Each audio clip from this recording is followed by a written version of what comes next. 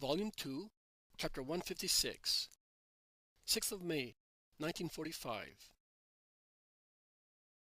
Annaleah devotes herself to God as a virgin. Jesus, with Peter, Andrew, and John, knocks at the door of his house in Nazareth. The door is opened at once by his mother, whose face brightens with a beautiful smile on seeing Jesus. "Welcome home, my son. Since yesterday I have had with me a pure dove waiting for you. She came from far away. The person who brought her here could not stay longer. As she asked for my advice, I told her what I could do. But only you, my son, are the wisdom. You are welcome, too," she says to the disciples. "Come in and refresh yourselves." "Yes, stay here.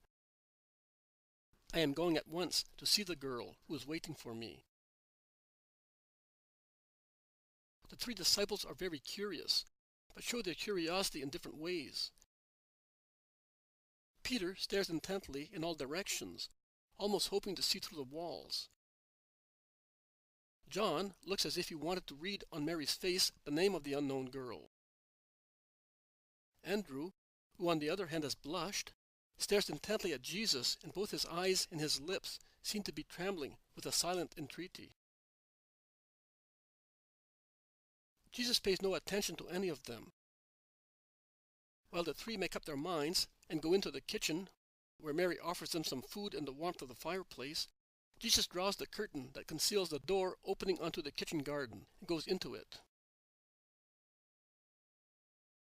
The mild sunshine makes more airy and dreamlike all the blooming branches of the tall almond tree. The only tree in blossom, the tallest in the kitchen garden, looks splendid in its silk white-pink dress compared with the poverty of all the others: the pear tree, the apple tree, the fig tree, the pomegranate, the vines which are still all barren, stately in its soft bright veil, which contrasts with the drab humility of the olive trees. It seems to have caught with its long branches a wispy cloud, lost in the blue field of the sky, and to have adorned itself with it to say to everybody, "The wedding of springtime is coming. Rejoice, plants and animals." It is the time for kisses with the winds, the bees, the flowers. It is the time for kisses under the tiles, or in the thick of woods, O little birds of God and snow-white sheep. Kisses today, offspring tomorrow, to perpetuate the work of our Creator, God. Jesus, with his arms folded on his chest, standing in the sun, smiles at the serene gracefulness of his mother's kitchen garden, with its beds of lilies recognizable from their first leaves, its still bare rose bushes and silvery olive leaves, and many other families of flowers spread among the humble beds of legumes and vegetables, which are just becoming green. Clean, tidy, and unassuming, it seems to exhale the purity of perfect virginity. "Son, come to my room. I will bring her to you, because she ran there when she heard so many voices."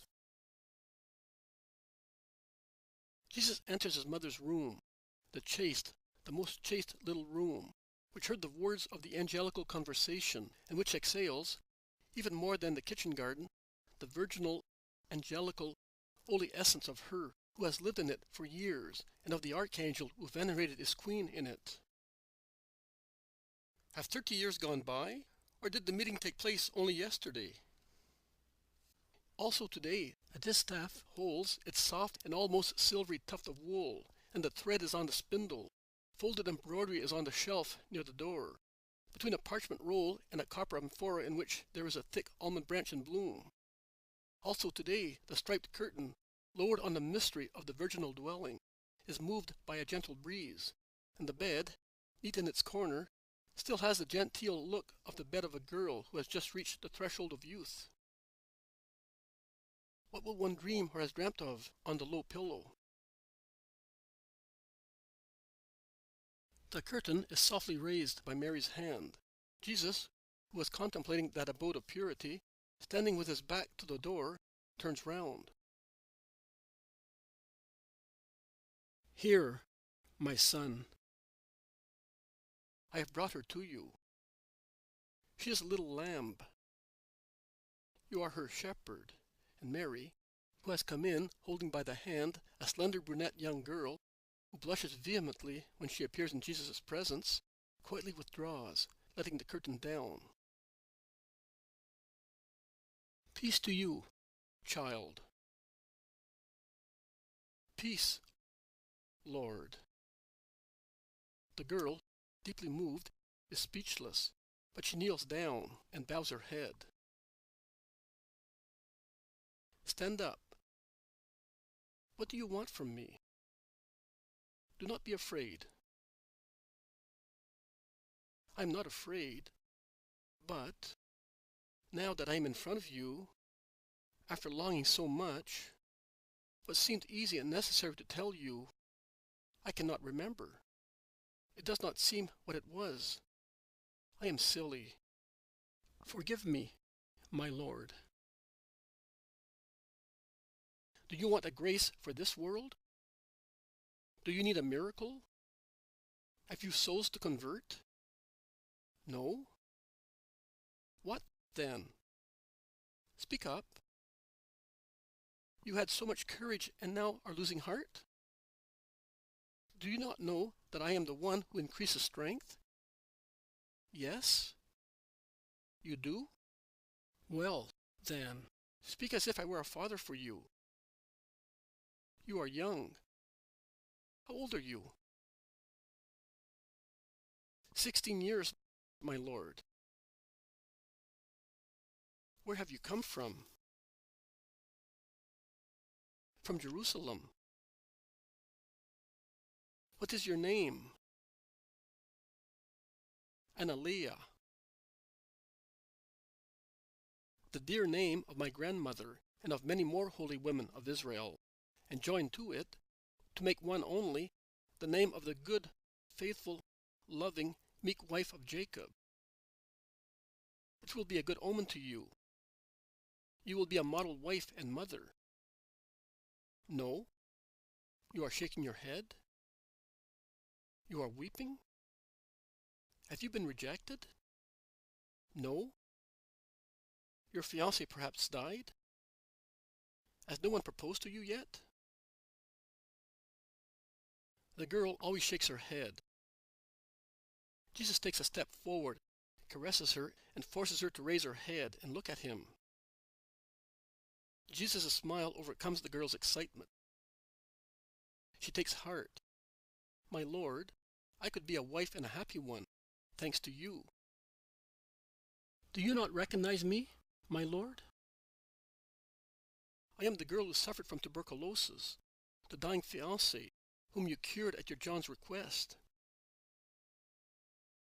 After your grace, I have had another body, this healthy one in place of the dying one I had before, and I have had another soul. I do not know. I did not feel the same. The joy of being cured, and consequently the certainty I could get married. My regret in dying was that I could not get married. They only lasted a few hours. And then..." The girl becomes franker and franker. She finds the words and the ideas that she had lost in the excitement of being alone with the Master. "And then I felt that I should not be only selfish and say only, 'Now I will be happy,' but that I should think of something else, something that came to you and to God, your Father and mine. Something that, although small, should express my gratitude. I gave the matter a lot of thought, and when the following Sabbath I saw my fiancé, I said to him, 'Listen, Samuel. Without the miracle I would have died in a few months' time, and you would have lost me forever. Now I would like to offer a sacrifice to God, with you, to say to God that I praise Him and thank Him.' And Samuel, because he loves me, said at once, "Let us go to the temple together and offer a sacrifice." But that was not what I wanted. I am a poor and common girl, my lord. I know very little, and I can do much less. But through your hand, which you laid on my diseased breast, something had come not only into my corroded lungs, but also into my heart. It was health to my lungs and wisdom to my heart. And I realized that the sacrifice of a lamb was not the sacrifice wanted by my soul, that loved you. The girl becomes silent, blushing after her profession of love. Go on without any fear. What did your soul want? To sacrifice something worthy of you, the Son of God. And so I thought it should be something spiritual, like what comes from God. That is, the sacrifice of postponing my wedding, for your sake, my Savior. A wedding, you know, is a great joy. When one is in love, it is a great thing. One longs to, is anxious to celebrate it. But I was no longer the same person as a few days previously. I no longer wanted my wedding as the dearest thing. I told Samuel, and he understood me. He also wanted to be a Nazirite for 1 year, starting on the day which was to be the day of our wedding, that is the day after the calends of Adar. In the meantime, he has been looking for you, because he wanted to love and know him who had given him back his fiancée, you. And he found you, after many months, at the Clearwater. I came too, and your word completed the change of my heart. Now my previous vow is no longer sufficient for me. Like that almond tree out there, which in the warmer and warmer sunshine has revived after being dead for months and has blossomed and will leaf and then bear fruit. So I have continuously grown in the knowledge of what is better. The last time, when I was already sure of myself and of what I wanted, I have pondered on the matter all these past months. The last time I went to the Clearwater, you were no longer there. They had driven you away. I wept and prayed so much that the Most High heard me and persuaded my mother to send me here with a relative who was going to Tiberias to speak to the courtiers of the Tetrarch. The steward told me that I would find you here. I found your mother, and her words, only listening to her and being beside her these 2 days, have completely matured the fruit of your grace. The girl has knelt down as if she were in front of an altar, her arms folded on her breast. All right. But what do you want exactly? What can I do for you? Lord, I would like a great thing. And only you, the donor of life and health, can give it to me, because I think that what you can give, you can also take away. I would like you to take the life you gave me during the year of my vow, before it ends.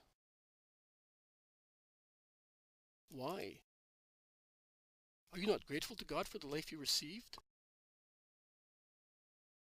So grateful, infinitely.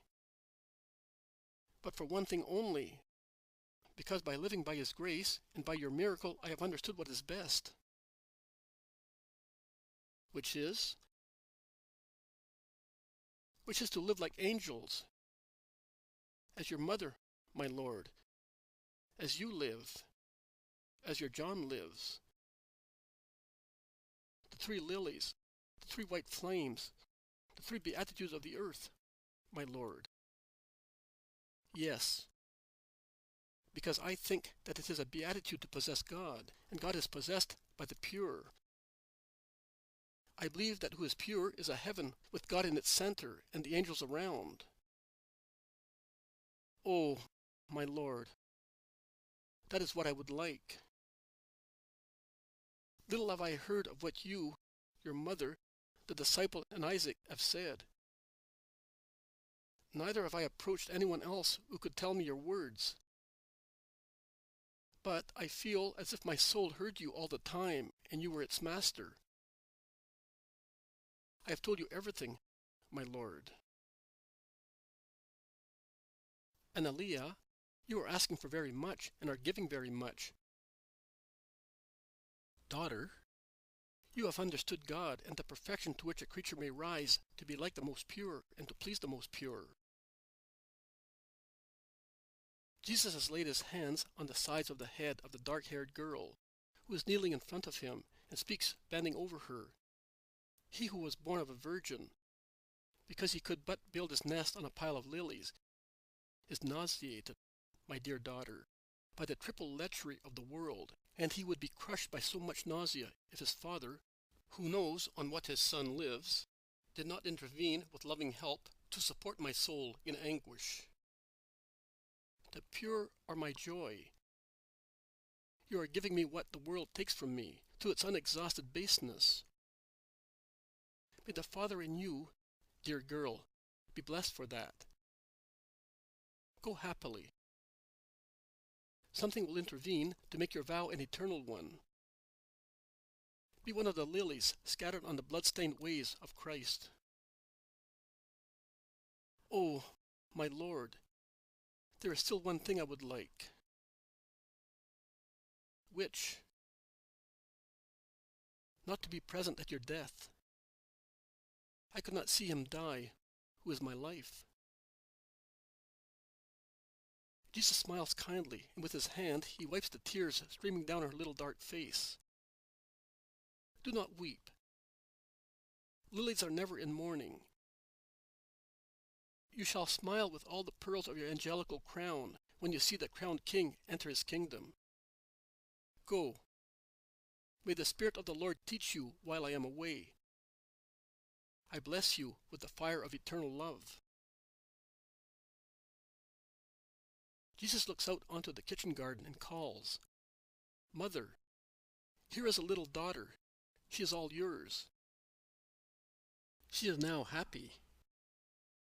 But immerse her in your purity every time we go to the holy city, that she may become snow of celestial petals spread on the throne of the Lamb. And Jesus goes back to his disciples, while Mary caresses the girl and stays with her. Peter, Andrew, and John look at him inquisitively, and Jesus' bright face tells them that he is happy. Peter cannot help asking, To whom did you speak so long, my master? And what have you heard to be so beaming with joy? To a woman at the dawn of life, to her who will be the dawn of many more that will come. Who? The virgins. Andrew mumbles in a low voice to himself, It is not her. No, it is not she. But do not tire of praying. Be good and patient. Every word of your prayer is like a call, a light in the dark, and it supports and guides her. But who is my brother waiting for?